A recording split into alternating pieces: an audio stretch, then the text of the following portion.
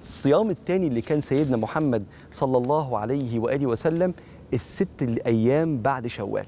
كان صلى الله عليه وسلم كان بيصومهم ووصى بصيامهم، وقال من صام ستا من شوال، يعني بعد رمضان، من صام رمضان ثم أتبعه بست من شوال كان كصيام الدهر، أكنك صمت عمرك كله. العلماء بيخشوا في الموضوع ده بأفكار جميلة، يقول لك رمضان 30 يوم، اضرب اليوم ب10 أمثاله، لأن الحسنة عند ربنا ب10 أمثال، يبقى كده 300 يوم، وست أيام يبقى كده اضربهم في 10 يبقوا 60 يوم، أكنك صمت 360 يوم، أكنك صمت السنة كلها. بغض النظر الحسبة دي كانت صح أو هي دي الفكرة منها، هو النبي قال كده 6 أيام أكنك صمت طول عمرك.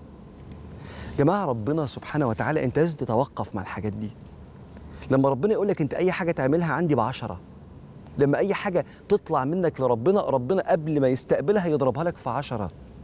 أنت عارف لما ربنا يكون بيحب حد، هو بيحبنا كلنا، يرضى منه بأقل حاجة، يرضى منه بأبسط حاجة، يفرح منه بحاجة ولو حتى الإنسان ما تعبش فيها لكن بتبقى كبيرة عند ربنا.